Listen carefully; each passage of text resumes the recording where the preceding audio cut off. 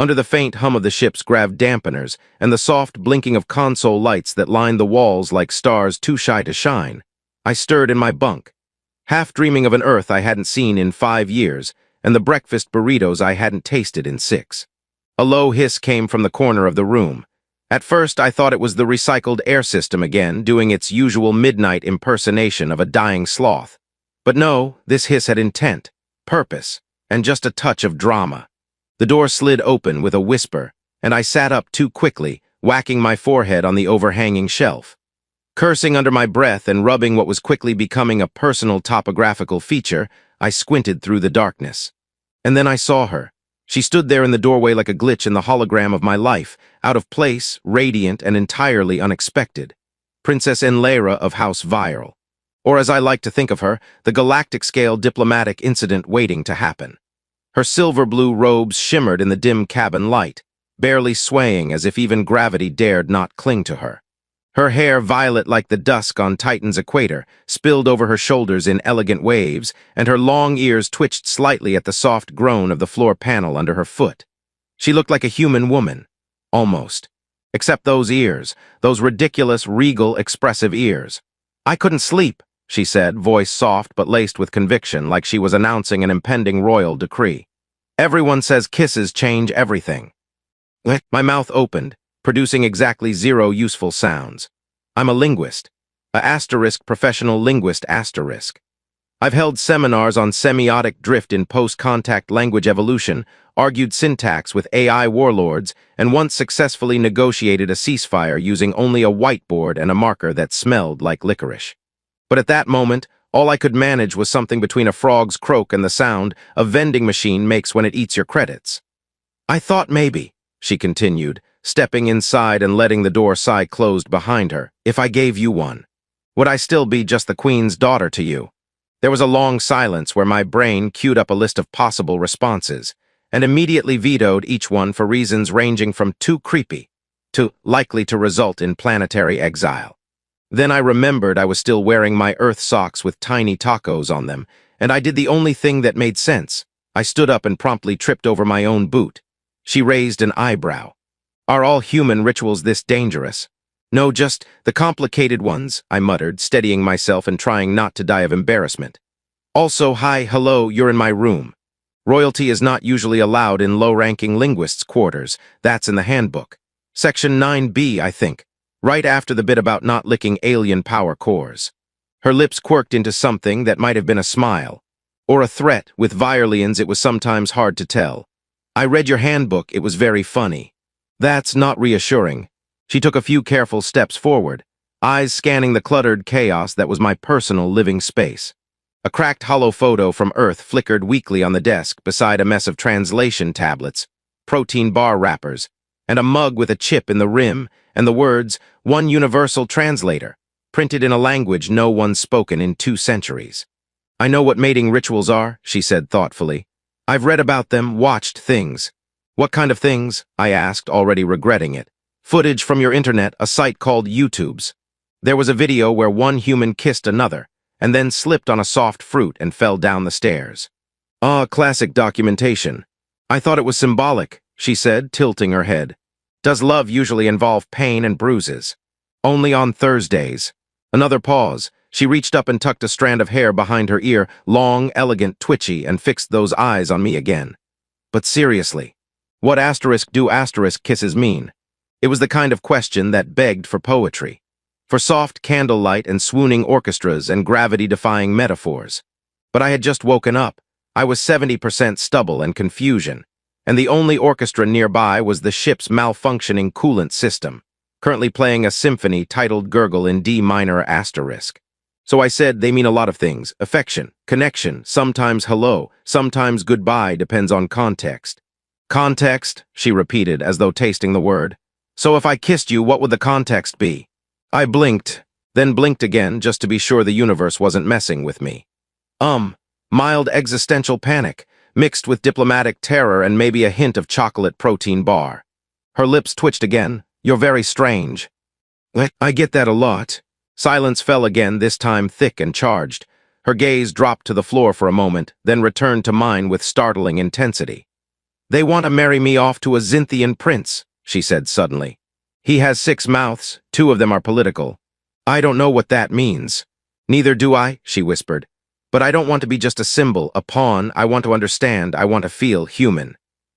Her voice broke slightly on the last word, and for the first time I saw the tremor behind the royal facade. The loneliness, the fear. And suddenly this wasn't about flirting or awkward tension or cosmic customs. It was about someone who had never been allowed to choose her own story. I reached for a small translator orb from my desk, the one she'd gifted me weeks ago. It hovered to life and chirped. Would you like assistance interpreting human mating behavior? It asked in a voice suspiciously similar to a 1980s game show host. And Lara giggled, actually giggled. No, she said, I think I'll just ask him. Her fingers brushed my hand, just briefly. Electricity bloomed, or maybe static. The ship's blankets were notorious. Is this how a kiss begins? She asked. I think, I said, voice dry. It usually involves a bit less talking robot. The orb turned a disappointed blue and floated sulkily to the corner. She leaned in, close enough for me to count the silver flecks in her irises, close enough to smell the sweet, spiced scent of violin and moonflower oil clinging to her skin. And for one breathless moment, the galaxy shrank to the space between us. But then, bang, the air vent exploded with a puff of steam, and both of us jumped 1/2 a meter into the air. The translator orb screeched and activated a shield. I slipped on a sock. We collapsed into laughter, and just like that, the tension cracked, replaced with something warmer, something real. Maybe we try again tomorrow, she said, still smiling. Yeah, I replied, preferably without minor explosions. She nodded and with a parting glance, turned and stepped into the corridor, leaving me alone with a pounding heart, a smirking robot, and the unmistakable feeling that the universe had just tilted on its axis. It's a strange kind of morning when you wake up wondering if you hallucinated an alien princess trying to kiss you. Stranger still when your primary concern is whether you drooled on your uniform again. I hadn't even peeled my eyelids fully apart when the wall terminal chimed and announced, far too cheerfully, that I was being summoned to Central Liaison Hub 7. Urgent. Formal attire required. Formal attire meant I had to wear the uniform with the uncomfortable collar that made my ears itch and gave me the posture of a guilty meerkat. I cursed softly as I pulled it on, all while the memory of Enlera's voice played on loop in my brain.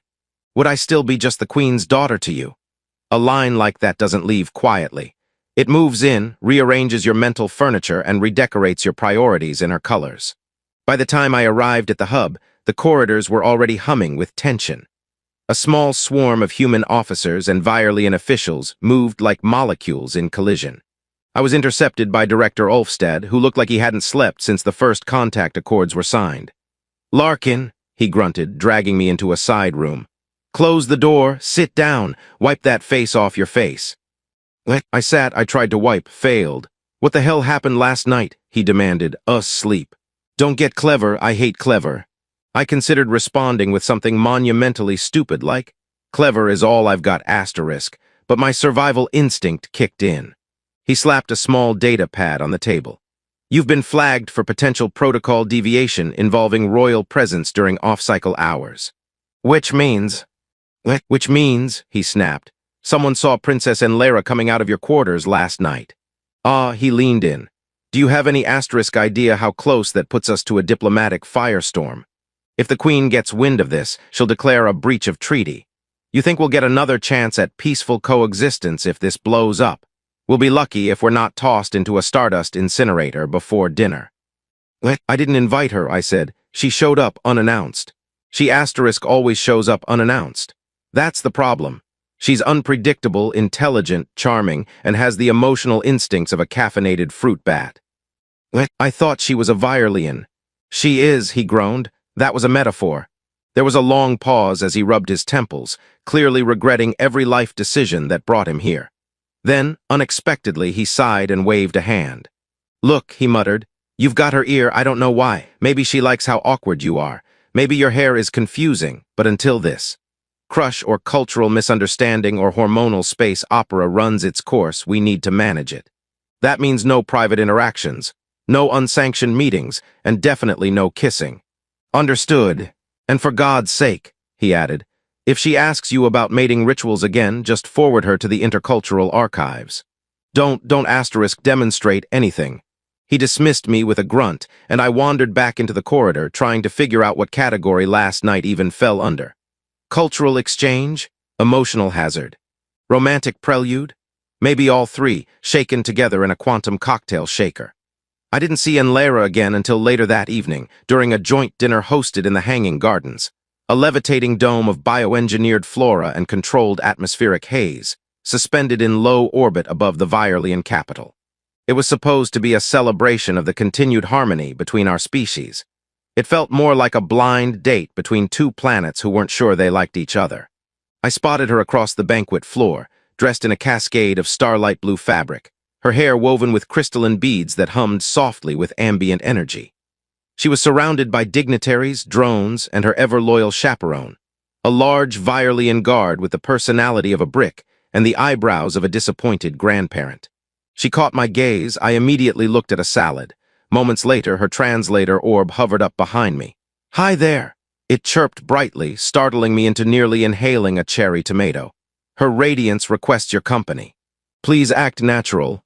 "Act natural? I'm holding a fork upside down." She finds that endearing. I followed the orb through the crowd, trying not to trip over my own feet or the pulsating light fixtures embedded in the floor. She met me near the observatory window, where the planet's rings stretched across the sky like God's way of showing off. "You look stiff," she said. "Thanks. I was going for asterisk nervous colonist attending his own funeral." She smiled. "I spoke to my mother this morning. She's suspicious." "That seems fair." She asked if I was considering human entanglements. "And what did you say?" "That you had an excellent understanding of syntax, but poor control of your limbs." I barked out a laugh. "Accurate." We stood in silence for a moment, watching a passing satellite flare across the sky. "I wasn't supposed to come last night," she said, "but I needed to understand. I needed to know if it was real or just mythology, this thing between species." "Still undecided." "Mostly I've decided your socks are a war crime." "Excuse you, those were cultural artifacts." Her smile faded slowly, replaced by something more serious. "But you didn't take advantage, even when you could have. Why?" I shrugged. "Because I like you, and I think the worst thing I could do to you right now is rush something you're still trying to understand." Her eyes searched mine, wide and quiet. "I still don't know what a kiss means asterisk," she whispered. I opened my mouth, but before I could respond, a low chime echoed through the dome. A drone descended, flashing red and broadcasting in both Virelian and English. Asterisk attention, unauthorized activation detected in Royal Archives. All guests must remain in designated sectors. Repeat. All guests must remain. A ripple of movement passed through the crowd. Enlara stiffened. "That's in the temple vaults," she said. "Those records haven't been opened in over 2,000 cycles." I frowned. "That's a coincidence, right?" The orb buzzed nervously. "Statistical analysis suggests probably not."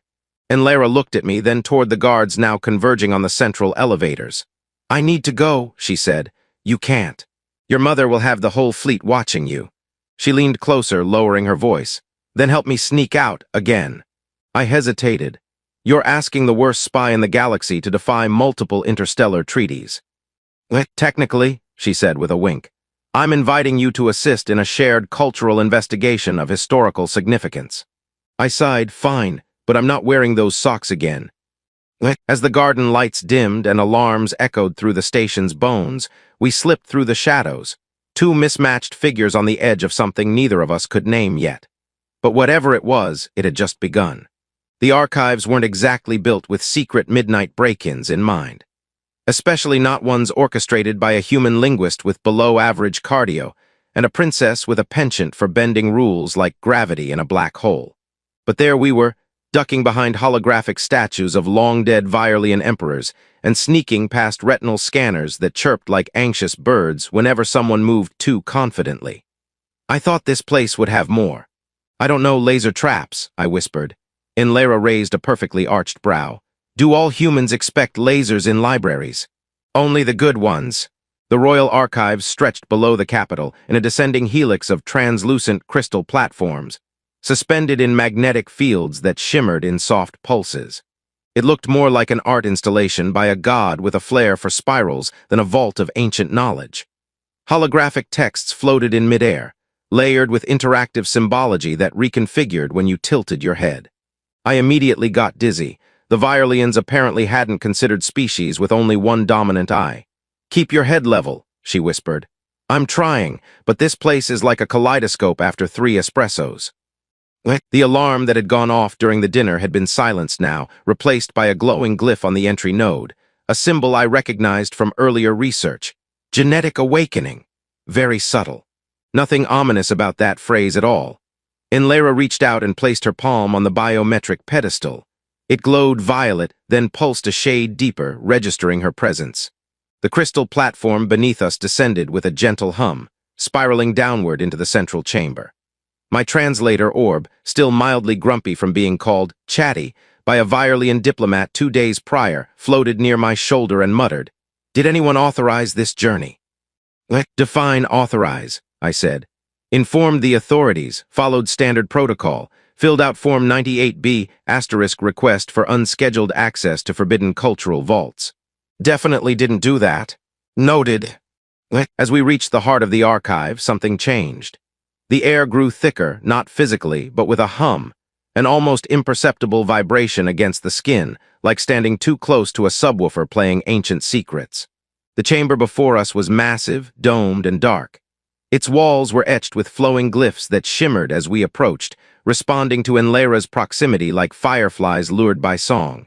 In the center stood the artifact. It wasn't what I expected. No floating obelisk, no crackling cube of time. Just a crystalline orb on a pedestal, clear and unassuming, about the size of a cantaloupe. Enlara's gaze sharpened the instant she saw it. "That's it," she whispered. "Are we absolutely sure it's not a decorative fruit bowl?" She shot me a look. Okay, serious hat on. She stepped forward and the orb lit up, casting faint geometric shadows across the floor. Then something entirely unexpected happened. It responded to me. More specifically, it flared bright when I stepped within 2 meters and emitted a low harmonic tone, one that matched Enlara's proximity frequency. The glyphs on the wall began rearranging themselves, shifting from Violian classical script to something older, raw, almost primal. And then, shockingly, the symbols morphed into English. Not perfect English, more like early dialect Middle English filtered through alien syntax, and way too many metaphors involving light and eggs. We stood in stunned silence as a hologram flickered to life above the orb. A humanoid figure formed, tall, indistinct, ears long like Enlara's but features hazy like a memory with poor resolution. "To our descendants, Violian and Terran alike," it said in a calm, androgynous voice. "This record confirms the convergence." Enlara turned to me slowly. "You're part of this." "No," I said. "No, I'm just a linguist. My biggest achievement is getting a Galaxian ambassador to stop calling humans squishy sacks of feelings." But the hologram continued, now displaying twin DNA helixes rotating in tandem. One labeled Terran, the other Royal Violian strain. They overlapped in bursts of light, synchronizing at several key points. "You're not just a linguist," she said, a strange quietness in her voice. "You're connected to me, to this place." "I'm allergic to being important," I said weakly. Before either of us could process it further, a warning pulse lit up from the corridor. Someone was approaching. Multiple someones. Judging by the frequency of the magnetic field pulses, at least 5 guards. Probably armed with dignity and very large plasma batons. "We have to go," Enlara hissed. "Leave the artifact." She grabbed my hand. "We asterisk are the artifact. Now let's pause for a moment. Imagine, if you will, 2 fugitives sprinting through a sacred library suspended by energy coils, with a floating orb screeching trivia facts behind them. Add in a platform that rotated every 30 seconds, a holographic librarian AI that kept offering us irrelevant reading suggestions, and an escape route that required solving a riddle involving 7 types of ancient star fruit. We made it to the upper chamber by guessing pomegranate. Don't ask me why. Enlara claimed it was a metaphor. I claimed it was dumb luck. The orb claimed it was statistically improbable and asked if we wanted to save our progress. Back on the surface, we ducked into a transport pod, a sleek silver dart with barely enough room for 2 humans, let alone a royal. I accidentally elbowed her in the side while trying to sit down. "Apologies," I mumbled. "You're forgiven," she said. "Though if you break my ribs again, I'll have your tongue translated into binary and archived permanently. I've always wanted to be immortalized as code." The pod shot into the night air, bursting from the palace's edge and plunging toward the Undercity. Only then did I let myself breathe. So, I said, you're part human or I'm part Virelian. Or we're both the result of a very ambitious interspecies science experiment. Possibly all of the above, she said. Does this mean you're technically my cousin? If you bring that up again, I will launch you into the sun. The translator orb chimed in. Genetic compatibility does not necessarily indicate familial bonds within accepted cultural norms. Thank you, orb, I said, very helpful. You're welcome, also you're sweating. We fell into silence again, the kind of silence that buzzes with revelations and unanswered questions. Outside the pod, the capital lights stretched like veins of gold across the darkness. Somewhere behind us, alarms would be blaring. But here in this small metal shell, time felt paused. I don't know what this means, I admitted. Neither do I, Enlara whispered. But I know it changes everything.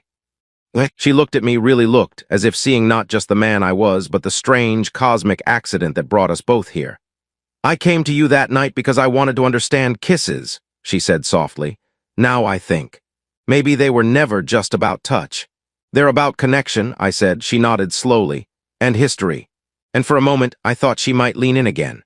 But the pod jolted suddenly as it entered the atmospheric turbulence of the lower districts, and we both went tumbling into a pile of awkward limbs, startled laughter, and an orb muttering.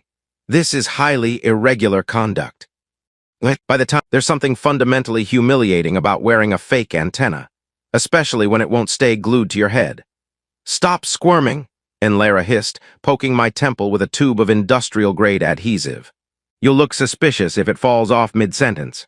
I already look suspicious. I'm wearing a hoodie that says hug me. I'm from Earth in 6 languages. You insisted on dressing yourself. I didn't realize asterisk undercover meant dressing like a galactic tourist dad. We were hiding in the undercity of Virel, a dense sprawl of neon bazaars, tech-choked alleys, steam-puffing vents, and hover scooters driven by individuals who viewed traffic laws as personal insults. This was where the regulations faded, where imperial eyes turned away, and where a fugitive princess and a confused linguist could disappear into a fog of grilled street meat and counterfeit star maps. Enlara had secured us temporary IDs from a shady trader named Ploop, who wore a trench coat made of discarded LED banners and claimed to be a data poet. I'm not entirely sure what that meant, but he spoke exclusively in haiku and accepted payments in old earth-chewing gum. Okay, she said, stepping back and inspecting me. Your ears look passable, your posture, less so. I'm naturally hunched. It's part of my earth charm. We moved through the crowds, hand in hand, not because we had to, but because we'd found it distracted the biometric scanners. Apparently, nothing screams inoffensive couple like mild public displays of affection and awkward finger entanglement. At one point, Enlara tried to adjust our grip for optimal believability, and I accidentally poked her in the rib. She retaliated by stepping on my foot, all in the name of romance. Or espionage. The plan was to reach an old contact of hers, a former Virelian geneticist named Vryn Tal, now running an illegal mod shop in the district of Phase Shift Junction. Supposedly, he had access to records buried deeper than even the royal archives, and could tell us more about the strange, hybrid genetic strand linking our species. Of course, getting there wasn't exactly straightforward. "Excuse me," said a small, furry alien blocking our path. "Would you be interested in joining the Church of Quantum Eggs?" I tried to sidestep. "Have you considered the multiversal blessings of infinite breakfast?" Enlara grinned and tugged me away before I could be converted into an omelet acolyte. Eventually, we found Vryn's shop, a cramped stall nestled between a noodle vendor and a drone repair kiosk, marked by a flickering sign that read asterisk mod ME softly asterisk. The interior smelled like ozone and fried circuitry, and every available surface was covered in bioluminescent implants, nerve mesh tattoos, and organ storage tanks humming gently in refrigeration. Vryn Tal himself looked like someone who had lived 6 lives and enjoyed none of them. His skin was a patchwork of pigment mods, his eyes blinked vertically, and his voice sounded like a vending machine clearing its throat. "Princess," he said dryly upon seeing Enlara, "you're either desperate or delusional." "Both," she replied cheerfully. "Also, this is Larkin, he's part of the problem." "I usually am," I offered. Vryn examined me with the same expression you might give to a rotting sandwich someone left on your doorstep. Then he waved us deeper inside. After a battery of scans, a mild zap to my shoulder, and a conversation that included the phrase asterisk, "You're emitting interspecies resonance fields like a drunken love crystal," asterisk, Vryn pulled up a holographic display. Twin strands of genetic code unraveled in the air between us, one marked with Virelian royal markers, the other with human mitochondrial signatures. "You're looking at a recombinant chain that shouldn't exist," Vryn muttered. "This isn't hybridization, it's historical integration." And Lara leaned forward. "You mean?" "I mean someone engineered this centuries ago. Maybe millennia, a deliberate splice, likely in early colonization periods pre-archive. Before records were sanitized." "Sanitized?" I asked. "Edited, censored, rewritten to preserve royal mythos." "So what does that make us?" I said. "A genetic social experiment." Vryn scratched his chin, which made a sound like sandpaper on metal. "You're a bridge, a link in the chain. Your existence validates what the monarchy erased, that Virelians and humans share more than airspace and awkward diplomacy. You're proof of ancestral convergence." "Can we get that printed on a t-shirt?" I said. "Proof of ancestral convergence makes a great band name." And Lara didn't laugh. She was quiet, her gaze fixed on the helix rotating in the air. There was something raw in her expression, some combination of awe, fear, and the dawning realization that she might never see her home the same way again. Then Vryn added, "There's more." He tapped a few controls. The strands merged and revealed a third pattern, something beneath the helixes, woven into the genetic scaffolding like invisible thread. "This," he said, "is a lock. A dormant signal, it hasn't been activated." "What does it do?" Lara asked. "No idea," he said, "but if it activates, well, let's just say palace security isn't ready for what might hatch." I blinked. "Hatch? Please tell me that's metaphorical." "It's usually not," he said, and offered us both a cookie from a tray shaped like a robotic hand. We declined. As we left the shop, dusk fell over the Undercity. The artificial sky dimmed, its massive projection dome displaying stars from 1,000 light-years away. A marketing drone flew overhead, advertising luxury limb enhancements and memory vacations. Somewhere nearby, a band of busking aliens played jazz on instruments made from repurposed engine parts. We paused in an alley out of breath and overwhelmed. "You okay?" I asked. She nodded slowly. "I thought I understood who I was. A princess, a pawn, a future ruler, but now backslash. Now you're a mystery box," I said, "with a warning label." She laughed finally. "And you're still here, why?" "Because I think you're worth figuring out." A long beat. "I'm scared," she admitted. I looked at her, really looked, past the flowing robes and perfect posture, past the titles and secrets. And I realized that whatever this was, this mad, galaxy-twisting thing, it wasn't about science or destiny or hidden royal archives. It was about her and me, and whatever absurd mess we'd stepped into together. "Me too," I said, "but at least we match." She smiled then, just a small curve of the lips, but it was real. We turned and disappeared into the crowd, two dots in a constellation neither of us had named yet. Behind us, somewhere in the archives of the stars, a lock waited, quiet, patient, and very much alive.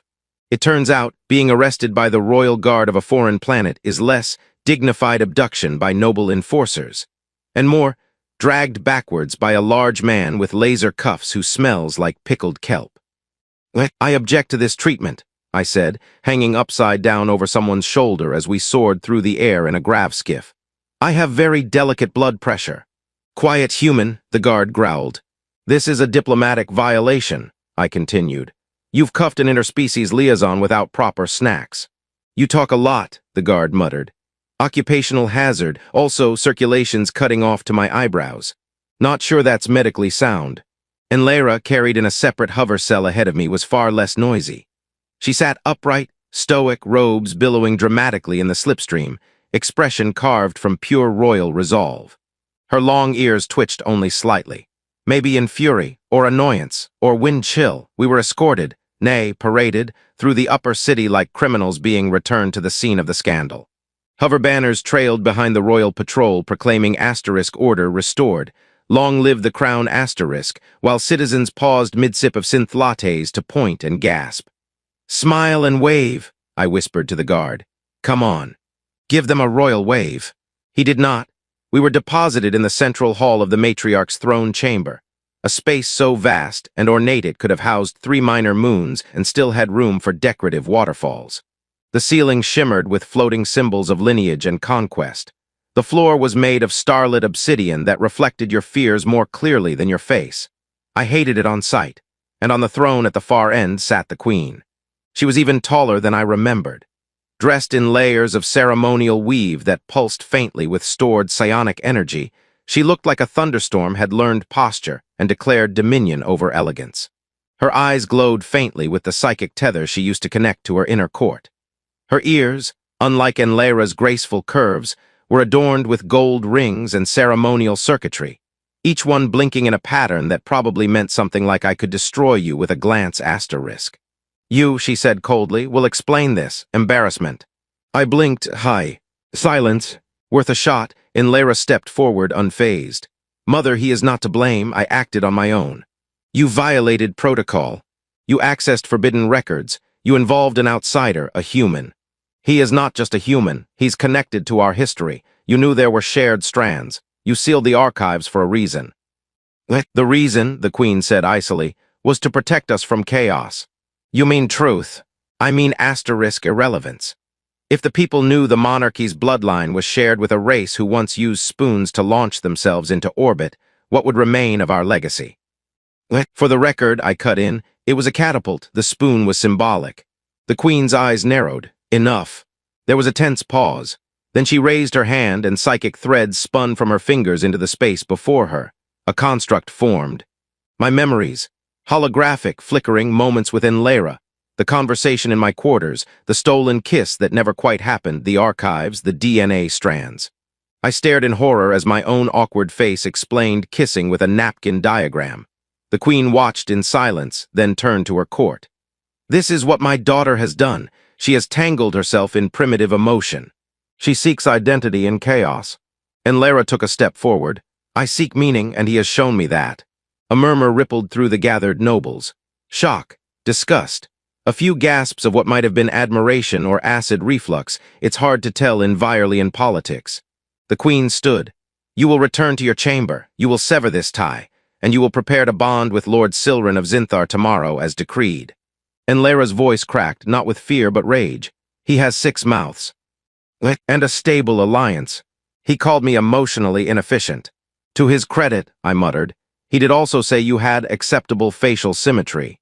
The queen snapped toward me. You are not helping. Look, I'm not trying to marry anyone.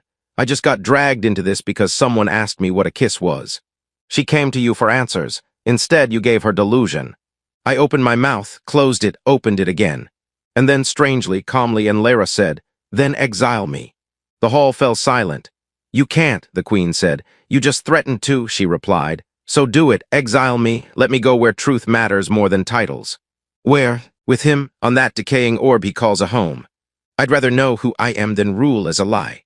The queen's face didn't change, not once, but her fingers curled slightly and the floor beneath us pulsed just once. You will be stripped of title, station, claim. You will be unmade. Enlera nodded, then unmake me. Moments later, we were escorted, less violently this time, into a holding area to await transport. She sat beside me, suddenly looking very small. Are you okay? I asked. No, she said honestly, but I will be. There was a long silence, then she turned. Still think the kiss was a mistake. I grinned, only that we didn't try it on the queen. Might have distracted her. She snorted, don't tempt me. A chime echoed. Our ship awaited, a transport to the edge of Viral's reach. From there we were told we could go wherever we liked, so long as it wasn't here. I lost everything, she said softly, stepping toward the boarding ramp. No, I said, following, you just gave it up. There's a difference. As we lifted off, the capital shrank behind us, glowing towers and silent judgment fading into mist. We were no longer royalty or ambassadors or symbols of peace. We were just us. Uncertain, unwanted, unwritten, but together. And somewhere, locked in our blood and the data trails we'd uncovered, a secret waited. And it wasn't finished with us yet. Space has a certain kind of silence that gets inside your bones. It's not like silence on Earth, where wind still rustles leaves and faraway dogs have opinions about everything. Out here, between systems and beyond sovereign airspace, silence feels deliberate. like the universe is holding its breath, waiting. We'd been traveling aboard the Drifting Asterisk, a battered diplomatic courier ship repurposed for exile transport, though transport was generous. The walls buzzed with old circuitry, the navigation AI answered in riddles, and the seat warmers activated randomly, usually during moments of emotional vulnerability. "Your chair's humming again," Enlara muttered from across the cabin. "It's trying to comfort me," I replied. "It knows I'm processing royal banishment. Or it's malfunctioning. Let me believe in empathetic upholstery." She didn't argue. She just smiled faintly and turned her gaze back to the viewing port, where stars streaked by in long, silver filaments. We were headed to a fringe system once used as a research outpost before being quietly abandoned by both human and Virelian governments. According to what Vryn Tal had uploaded to my datapad in a burst of chaotic loyalty, the outpost housed ancient human colony data, and possibly the key to understanding the genetic convergence we'd discovered. That or it was filled with angry space raccoons. The records were vague. I busied myself by reading fragments of decrypted logs from the old settlement. "Listen to this," I said. "Project Ithaca was terminated due to anomalous biofeedback from experimental terraweaving protocols. Subject groups displayed unexpected neurosynchronicity. Recommend quarantine pending genome drift stabilization." Enlara frowned. "That sounds like science trying to apologize for something catastrophic. I think it means someone played God, forgot the instructions, and spilled soup on the control panel." The ship rattled slightly as we dropped out of sublight. Outside the viewport, the planet hovered, cold, pale, wrapped in rings of ice and debris. The abandoned outpost clung to its surface like an afterthought. A scatter of domes, towers, and antennae wrapped in solar tarps, still flickering with half-life. "Home, sweet, ominous mystery facility," I muttered. The ship docked with a reluctant hiss, and we stepped into air that smelled like long-forgotten coffee filters and recycled tension. My boots crunched on dust that hadn't been disturbed in decades. Inside, the walls were covered in mossy biofilm, the kind engineered to regulate oxygen in isolated atmospheres. It glowed faintly underfoot. "You okay?" I asked. Enlara nodded. "I feel something like static, but in my spine." Comforting, we made our way to the central control chamber, guided by weak motion sensor lights that blinked on just long enough to creep us out. The terminal in the center of the room still worked barely. I connected my pad and initiated a systems query. A soft female voice chimed. "Welcome back, project coordinators. DNA match confirmed." "Access granted." "Did you hear that?" I said, turning to Enlara. She nodded wide-eyed. "It recognized you and me." The screen flickered to life, revealing a series of archival videos. Grainy, incomplete. The first showed a group of human scientists in sterile suits, standing beside a group of humanoid figures with long ears. "That's not possible," Enlara whispered. "Looks like our ancestors had some very progressive work relationships." The video's audio kicked in. Initial subject integration successful, neural alignment achieved in under 6 cycles, emotional resonance high, cross-species empathy observable. Phase 3 begins tomorrow. The scene faded, replaced by another. One scientist, a woman with silver-streaked hair and tired eyes, spoke directly to the camera. "If you're watching this, it means we failed. Or maybe we succeeded too well. The Convergence Project was never about colonization. It was about synthesis, understanding. We didn't just combine genomes, we tried to rewrite what division meant. We made a bridge, a living one." She paused, looking off-screen. "They told us it was impossible, that minds couldn't truly merge, that language was the limit, but then they touched, and everything changed." Enlara reached out and paused the feed. "I've seen her before," she said quietly. "That woman in my dreams." Dreams, visions, flashes. I thought they were genetic echoes, memories that weren't mine. Now I think. Maybe they were a message. I stood frozen, trying to process the implications. Not just cross-species history, not just shared DNA, but shared consciousness asterisk. Somehow, somewhere in the tangled lattice of our genetics, a connection had survived. Not information, but feeling, memory, identity. We activated the final archive. A map appeared, an ancient star chart overlaid with a pulsing signal. One of the systems was highlighted, blinking softly. "Is that a distress beacon?" The ship we flew was old. Not charming old, not retro-futurist cool old. Just old asterisk. The kind of vessel that wheezed when you asked it to change course and politely refused to operate at full thrust unless you gave it compliments. "You are the most emotionally well-adjusted spacecraft I've ever piloted," I muttered, patting the console. It whirred in appreciation and increased speed by 4%. Behind me, Enlara sat cross-legged beneath a cascade of starlight filtering through the rear observation dome. She de-wrapped herself in a simple gray cloak, nothing royal, nothing ceremonial, just cloth. Her long ears twitched softly at each change in pressure, as if the silence of deep space itself were whispering to her. We were close now. The final destination. The coordinates from the archive had led us to a binary star system swallowed by an amber nebula swirling like ink in firelight. In its heart, a single planet, green and gold, encircled by a belt of shattered satellites and orbital scaffolding. The last cradle. "This place isn't on any map," I said. "It's not supposed to be," Enlara replied, standing beside me. "Places like this aren't found, they're remembered." As we broke through the atmosphere, our screens lit up with ancient protocols. Welcome signals in pre-Federation dialects. Language that hadn't been used since before my great-grandparents were dust. We landed in a valley filled with glass trees. Not metaphorically, actual translucent trunks that chimed when wind passed through them, creating a constant, eerie symphony. The air was breathable, rich with oxygen, and a faint scent of citrus and static. The architecture that greeted us wasn't Viorlian or human. It was both, spirals mixed with angles, metal carved like bone, dwellings half-organic, pulsing gently with dormant light. "Who built this?" I asked. "Our ancestors," Enlara whispered, "together." We moved slowly through the empty streets, accompanied only by our own breathing and the occasional sigh of the wind through the trees. Eventually, we reached a courtyard surrounded by towering crystal pylons. At its center stood a single obelisk, no taller than a person, humming with soft light. As we approached, the air shifted. My chest tightened, not from fear, but from the strange sensation of being noticed. Like the planet itself had finally woken up. The obelisk pulsed once, then again. "Bridge confirmed," a voice said, not from speakers, but from within our own thoughts. Simultaneous, unified, Enlara gasped softly. "You have arrived as designed, the pattern completes." Images filled our minds, not just memories, but shared experience. We saw the origin of the project. Scientists and leaders from both worlds standing side by side, not as conquerors or test subjects, but as dreamers. They believed that peace couldn't be signed. It had to be *grown.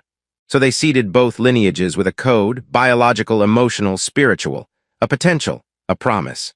That one day, someone from each world would find the other, and together they would return to the cradle to decide whether to begin again.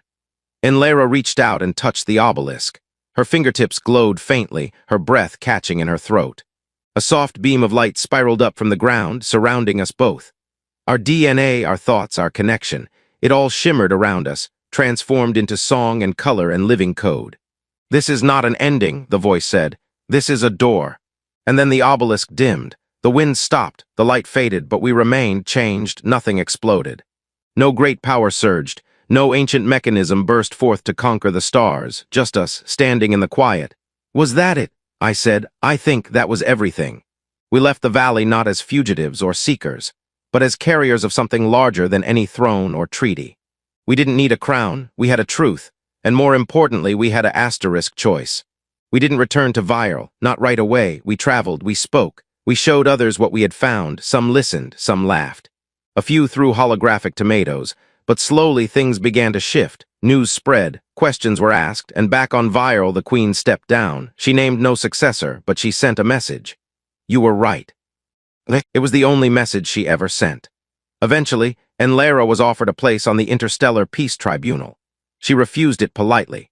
Instead, she opened a learning center in a floating city where younglings from 5 species learned about empathy and how not to insult someone's grandmother in cross-cultural idioms. As for me, I wrote a book, The Linguistics of Love and Other Accidental Catastrophes. It sold exactly 4 copies. 3 were bought by the translator Orb. We never married, we never needed to. We had each other and the story that had written itself into our bones. Sometimes at night, when the ship hums softly beneath us and the stars sing songs older than war, she'll lean close and ask, "Do you remember what I asked you that first night?" And I'll smile, "I remember." She'll press her forehead to mine, a gesture now as ancient as any kiss.